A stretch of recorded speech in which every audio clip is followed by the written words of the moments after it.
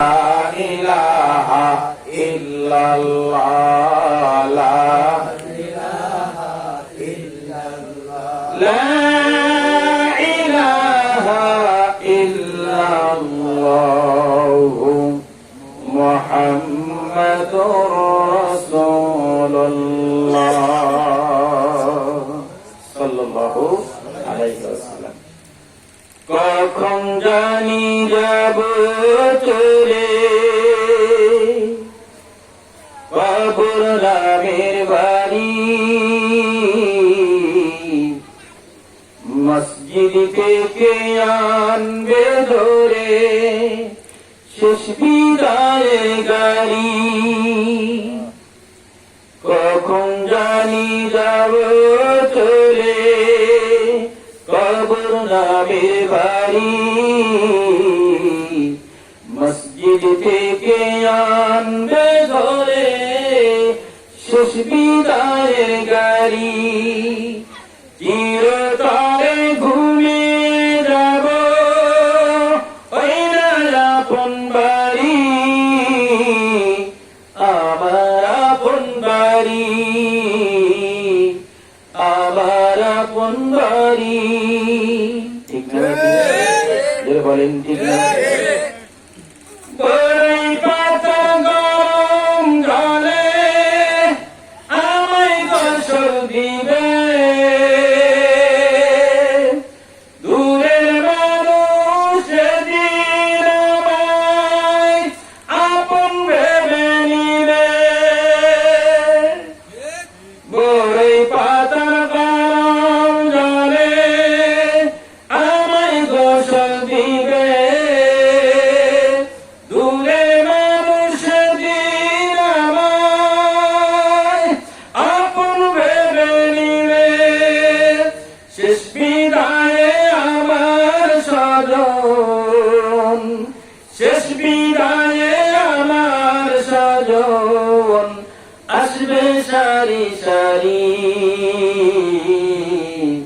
শেষ বিদায়ে গাড়ি। কথা কয় না? বলেন ঠিক না ভাই? বাপজিরা ভাইয়া, আপনার এই মৃত্যুর শেষ ঘটনাটা আপনাদের সম্মুখে বলবো, অন্তর দিয়ে শুনেন মা এবং বোনেরা। আপনাদেরও দরকার, আমাদেরও দরকার। ইমাম মালিক রাহমাতুল্লাহ আলাইহির জীবনের ঘটনা।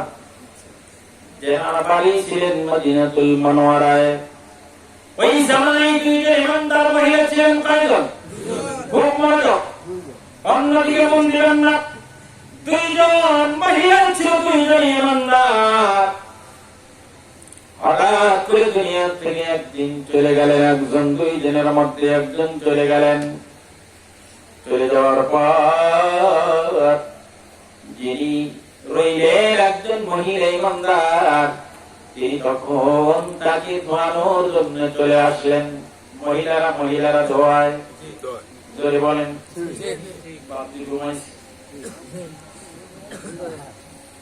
মহিলারা ধোয়ায়, ধোয়ানোর জন্য আসলেন। কান্নারি হয়ে গেল, পানি গরম হয়ে গেল, পরের পাতা দিয়ে পানি গরম হলো। ভিতরে চলে গেলেন ওই মহিলা।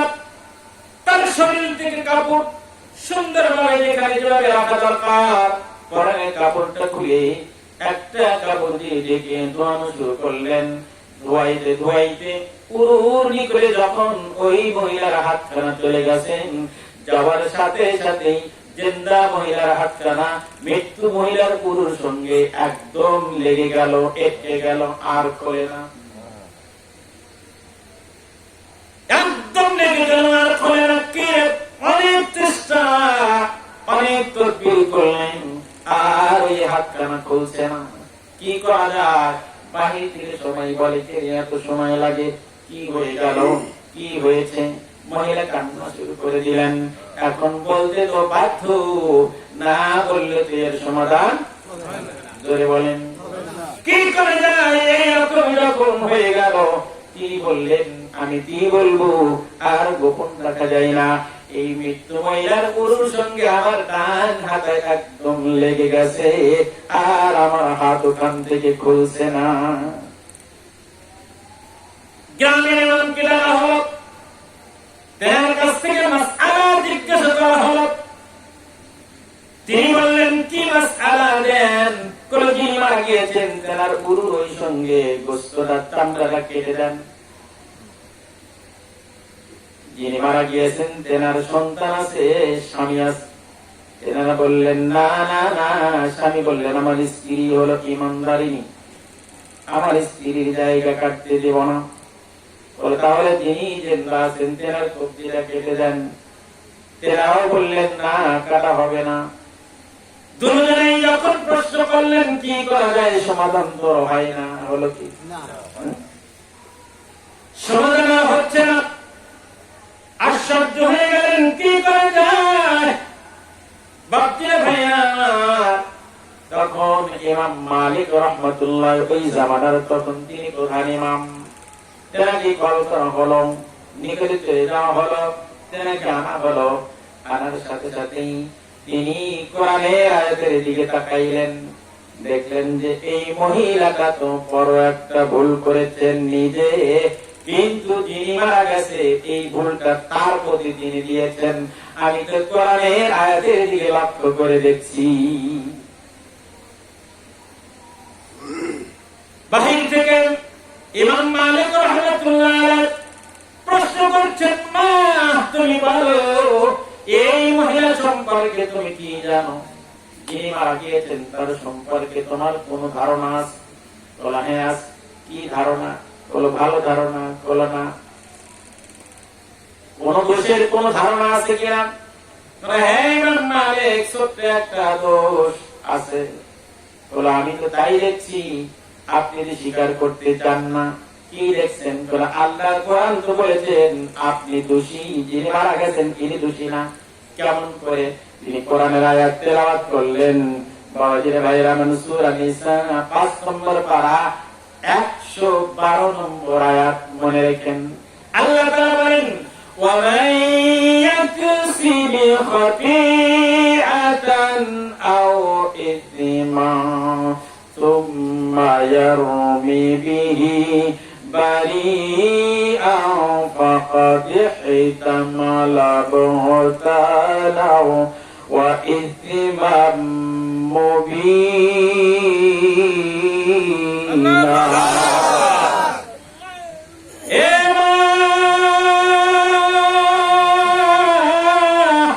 আমি আল্লাহর কোরআনের আয়াতের দিকে লক্ষ্য করে দেখছি, দোষী তুমি, কিন্তু তোমার দোষটা এই মহিলার উপর তুমি চাপিয়ে দিয়েছো।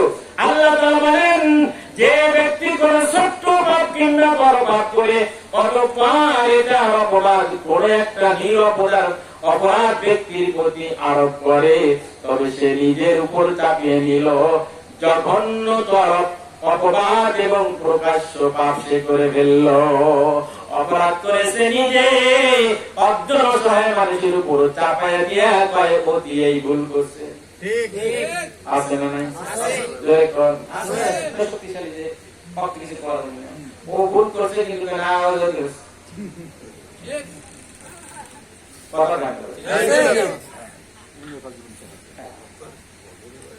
আল্লাহ তাআলা নাযিল করেন ওই মহিলা বলে দিলেন। মহিলা তখন বললেন, ইমাম মালিক, ও মালিক তুমি বলো, তুমি যে আয়াতটা তেলাওয়াত করেছো আসলে তো দোষী আমি। কেমন করে? এই মহিলা তার বাড়ির ভিতরে একটা যুবকের সাথে যখন ঢোকে, তখন আমার মনের মধ্যে ধাক্কা লাগিয়েছিল, না জানি এই যুবকটা কি। তখন তাকে প্রশ্ন করা হলো, বাড়ির ভিতরে তোমার বাড়ির যুবক কি আছে? এই মহিলার ভাতিজার সাথে কি অসুবিধা আছে? শরীয়ত থেকে নিষেধ আছে? জোরে বলেন, নিষেধ নাই। এই জন্য অপরাধ তিনি মনে মনে চিন্তা করেছিলেন, মনে হয় কোন অবৈধ সম্পর্ক। এই যুগ ধারণা করার কারণে এই মহিলার হাত খানা ওই ওর কাছে যখন এসেছে, তার মনের মধ্যে ওই কথাটা জাগ্রত হয়ে গিয়েছিল। যাওয়ার সাথে সাথে হাতখানা আটকে গেছে।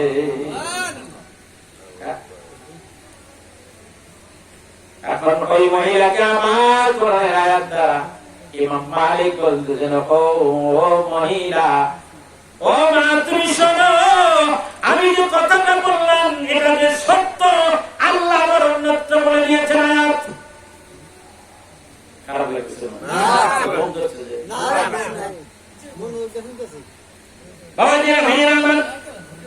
আবার সূরা আনআম ৮ নম্বর পারা ১১৫ নম্বর আয়াত কারিমা মালিক তেলাওয়াত করলেন, ওয়া তাম্মাতিল কালিমাতু রাব্বিকা সিদকাও ওয়া আদলা লা মুবাদদিলা লিকালিমাতিহি ওয়া হুয়াস সামিউল আলীম।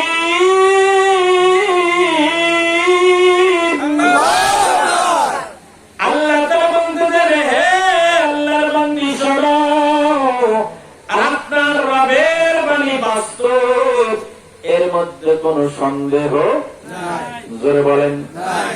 এর মধ্যে কোন রকম সন্দেহ নেই, এর মধ্যে পন্থার দিক দিয়ে পরিপূর্ণ, তার বাণীর কোন পরিবর্তনকারী নেই, এবং তিনি খুব শোনেন এবং জানেন। ঠিক না বেটি? তিনি শোনেন না? আল্লাহ তো জানেন এই মহিলা অপরাধী নয়, মহিলা অপরাধী। ইমাম মালিক বুঝাই দিলেন, দেওয়ার পর এখন গ্রামবাসী সবাই বলছে, ইমাম মালিক এর এখন সমাধান কি, এর বিচার কি, এখন তোমার কাছে আমরা চাই। কি কর আপনারা কি শুনবেন এই বিচার?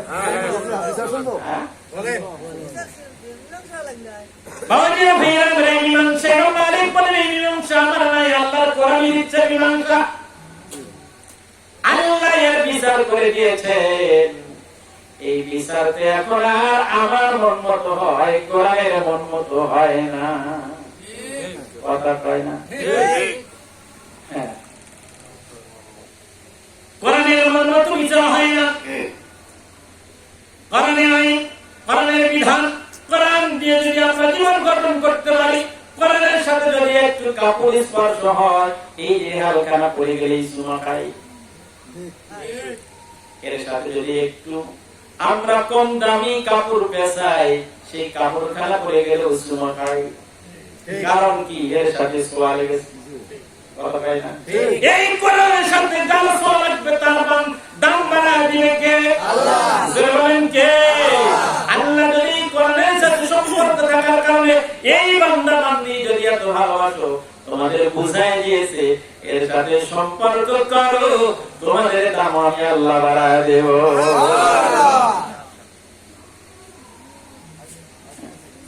গুনগুন গুন মধুর সুরে কে কোরআন পড়ি, বাঁশি বাজে মদিনার শহরে, বাঁশি বাজে মদিনার শহরে, গুনগুন গুন মধুর সুরে কে কোরআন পড়ি, মহাব্বতে পড়লে কোরআন তার হয় দোজখ হারাম। মারহাবা কাই না? মারহাবা। মহাব্বতে পড়লে কোরআন তার হয় দোজখ হারাম। পসিবে না ওই ব্যক্তির লাশ, পসিবে না ওই ব্যক্তির লাশ যখন যাবে কঠিন কবরে, কে কোরআন পড়ি, গুনগুন গুন মধুর সুরে কে কোরআন পড়ি।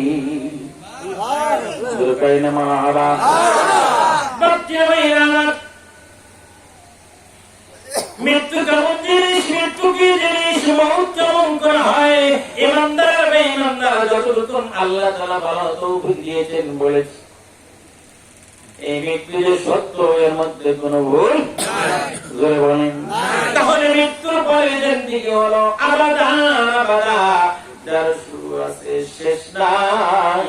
এই পৃথিবীর জমিনটা হলো ক্ষণস্থায়ী, যখন তখন আমি আপনি এখন চলে যেতে পারি। আমার হিসাব আমাকেই দিতে হবে, ঠিক না ব্যাধি? বাবাজি ভাইয়া,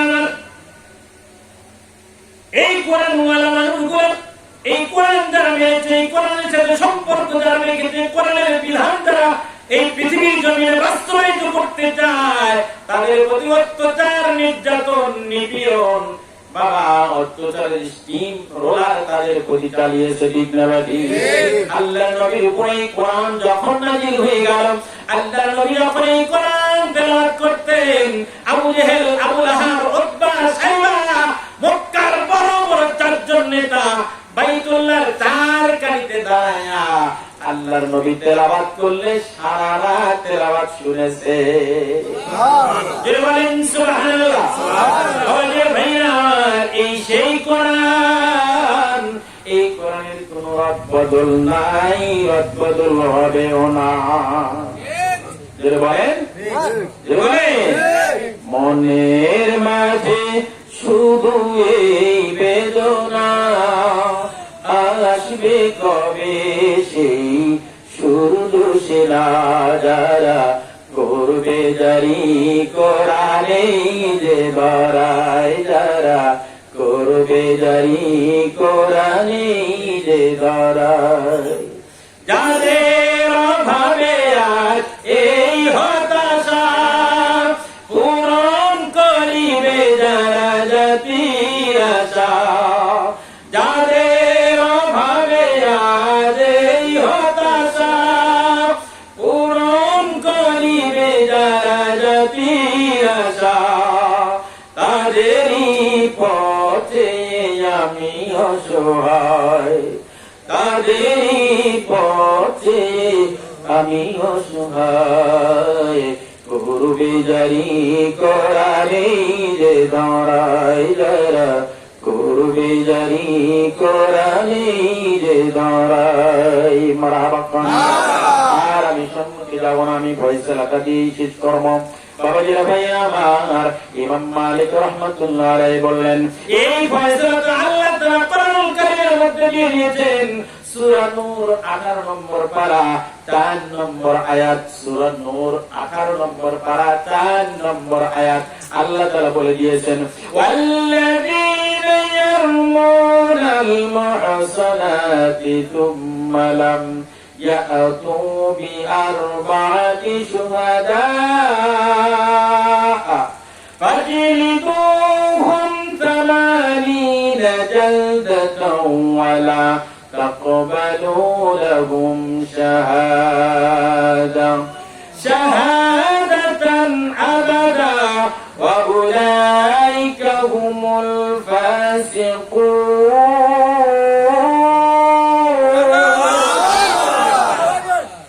আল্লাহ তাআলা বলতেছেন, মালিক বুঝাই দিচ্ছেন, আল্লাহ বলে তোমরা শোনো, আর যারা সতী রমণীকে জিনার অপবাদ দেয়, আর যারা সতী সাধবী রমণীকে, আসলে সে জেনা করে নাই, এই অপবাদ দেয়, অতঃপর প্রত্যক্ষদর্শী 4 জন সাক্ষী উপস্থিত করতে পারে না।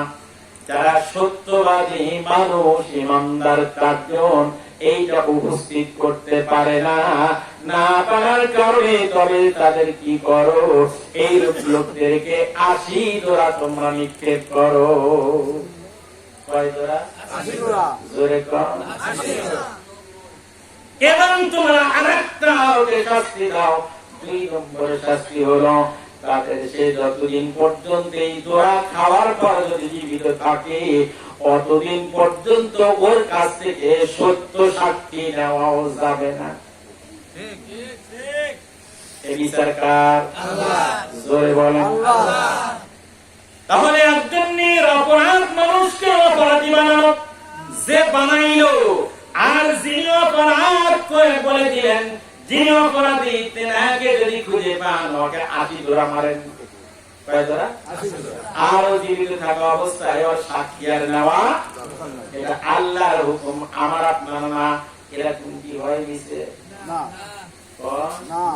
শান্তি পেয়েছেন, জান্নাতে পেয়েছেন, ইমানদার আমরা, মুত্তাকি আমরা, পরহেজগার আমরা। জামাসা গেঞ্জি বড় হলি বেদি দেওয়া হয় কি কর সত্য কথা ভালো লাগে না সত্য কথা আগেকার মানুষ টোলার বেড়া দিচ্ছে তাই না করে সুন্দর করে খাইছে খায়া ওই অভ্যাসটা ছিল ছেলের বেড়া ভাইয়ে একটু কিলে করে নাই কিলো করে নাই খিলেল করে খালি আটা আটা লাগে খিলেল কা আটা আটা পিছলে পিছলে তখন বলতেছেন বাবু রে আমার পেট করে খেলে আমি ভালোই তো হলো খিলেল করে নিলাম কিন্তু পিছলে পিছলে বলে কোনটা খিলেল ভাঙছেন বলে এই বেড়ার থেকে ওখানে খালি আমি কাজ পালাই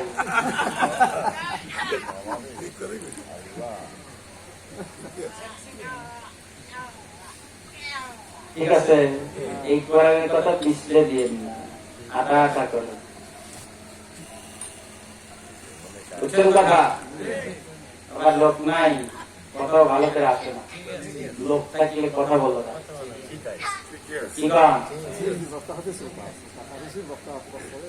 যতটুকু বললাম আল্লাহ তাআলা আমল করে তো বিচার কি হলো শুনলেন না আরো বিচার কিন্তু শেষ হয় নাই শেষ হয়েছে